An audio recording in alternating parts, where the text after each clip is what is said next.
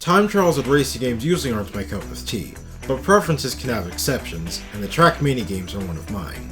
A series that's both figuratively and literally built around players creating tracks that combine precision racing with high-flying stunts, and challenging others to complete them with the fastest time possible. I've enjoyed the handful of PC exclusive titles I've played, but the entry after my heart is Nadeo's spin-off title that also made its way to consoles in 2016, TrackMania Turbo. Turbo offers all the hot lap racing and track building fun that the series is known for, but throws in some flashy aesthetic flair and extra modes to sell the game into more of an arcade racer, which is completely fine with me. So with introductions out of the way, this is TrackMania Turbo, a time attack formula with a boost of arcade style.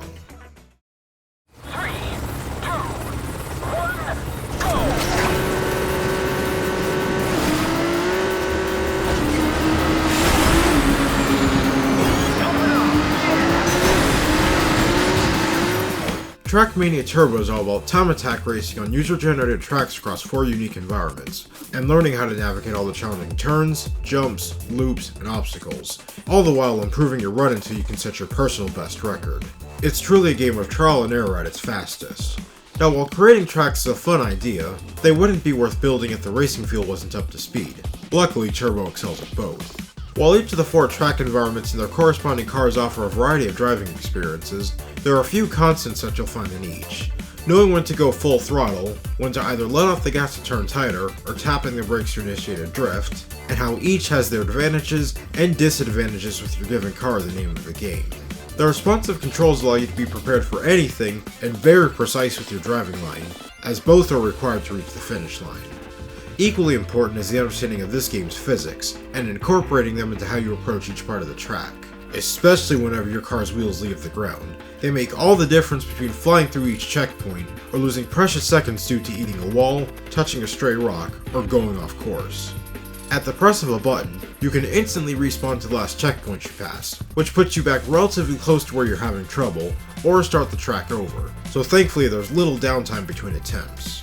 Now, for as much as I enjoy this game, admittedly it can get frustrating, when it seems like you're constantly threading the needle, and even the smallest mistake can ruin everything in an instant. However, if you're willing to put in the practice and a healthy amount of patience, you'll get to that one attempt that becomes the run, where everything about your line works out, you make it to the end in record time, and all you can say afterwards is, just one more track. Turbo's tracks take place on 4 unique environments, heavily based on the quartet featured in TrackMania 2. International Stadium is the tried and true TrackMania standard, road racing in an arena setting, with occasional off-roading on grass and dirt. Canyon Grand Drift features high-speed stretches and turns that encourage long drifts, often alternating between roads and desert sands, and jumping across massive gorges. Down and Dirty Valley goes for rally-type races, winding through forest routes of dirt, grass, and water, plus some narrow roadways. And Roller Coaster Lagoon combines racing on sandy beach coastlines, slippery wooden boardwalks, and mid-air magnetic roads that twist and turn in every direction. Each track is either a point-to-point sprint or a multi-lap course. I very much enjoy the tracks that start from a massive drop via a helicopter before landing on the track. What every track has in common are elements like loops, wall rides, ramps, and tunnels. There's also turbo pads that boost your car forward, and engine off pads that kill your speed until you reach a checkpoint. Some tracks throw neat bits like large bodies of water, where if you go fast enough and make a clean landing, you'll bounce off it instead of sinking, or giant split half-pipe ramps that you need to approach with the right speed and angle to fly over to the other side. They all make for entertaining tracks with a similar, yet unique sense of cohesion.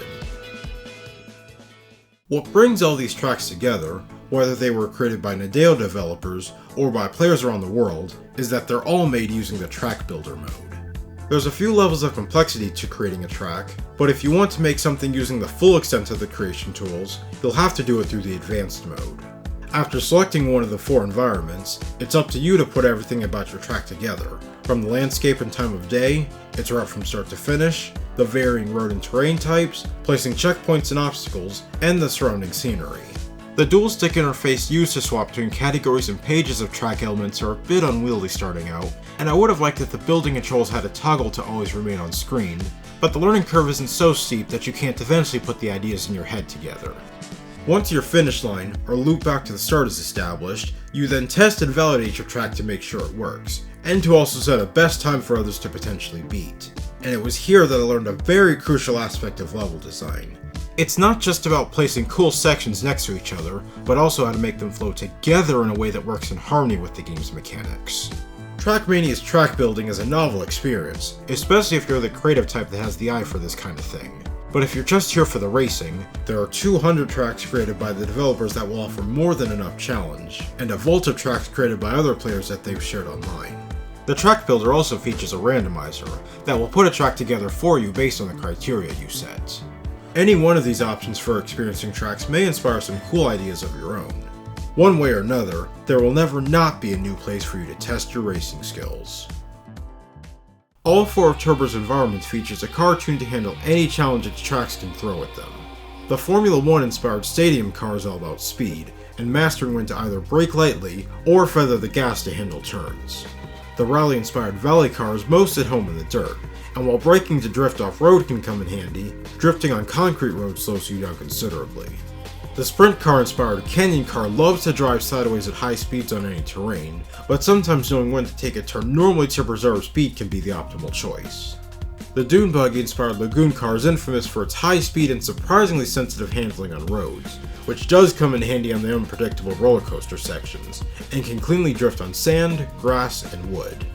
Now, while you don't have any choice in which car you use on a track, you can control how it looks, and the better you look, the better you'll race. You create a design scheme that all 4 cars will adapt, which includes a paint job, number, decal, and country flag. That last option, however, will determine the look of the stadium car, so it can throw off the consistency that the other 3 cars share. There are a few special paint jobs that all 4 cars will match, so one of those may be to your liking instead. One of the biggest reasons I enjoy Turbo so much compared to mainline TrackMania games is its presentation. The visuals and menu elements are so loud and colorful, just like all the arcade racers I enjoy so much, a stark contrast compared to the more subdued style of the mainline games. The environment, tracks, cars, and background scenery pop with color, and are detailed with plenty of logos, flavor text, and animated signs. The fast-paced action also rarely buckles when it comes to frame rate, which runs at 60 frames with cinematic motion blur. At least on the PlayStation 4 version I played, the game does occasionally freeze for a split second on multi-lap tracks when a new lap starts, which can throw off your focus. When you're going super fast on a turbo pad, catching big air, or pulling off a huge drift, the game wants you to feel good about it, and the HUD elements that track those actions look excited that their numbers keep increasing. It all makes for satisfying feedback to help keep things energetic amidst the frustrating bits.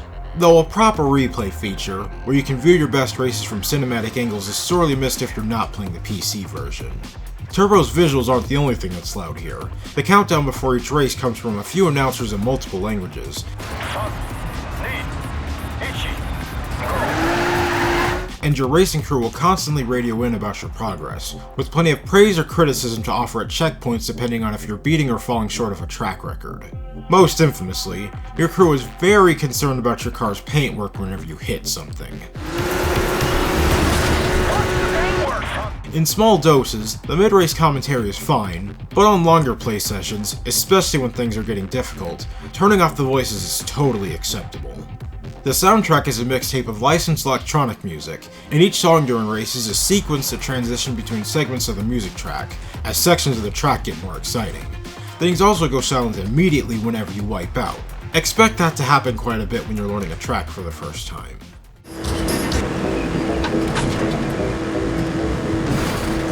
What are you doing?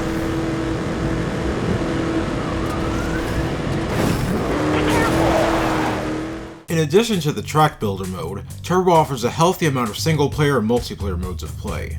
The main attraction is the campaign, where you'll take on all 200 of Nadeo's officially created tracks, organized in a series of 5 difficulty levels, with 50 tracks from each of the 4 environments, and earning medals based on your finish time. You can choose between bronze, silver, and gold medal ghost times to race against on every track. Whenever you complete a track, a ghost of your best personal record is also saved. If you're having trouble beating a faster medal time on a given track, winning 2 additional times against the medal time you've already cleared will let you use a joker to continue progressing in the campaign, as every successor track series is only available with a specific number of medals in a given color. On the other hand, if you achieve a time significantly faster than a gold medal, you'll be given a special green TrackMaster medal, meaning your time was faster than that track's creators, in this case, an Adeo developer's best time. Earning medals also unlocks new cosmetic items for customizing your cars. While I've done my best to clear as many tracks with gold medals as I could, it looks like my limit is at the red series for now. The later blue series tracks I'll have to get a bit better at if I ever want to reach the black series tracks, or the super solo campaign that has even harder times to beat for all 200 tracks.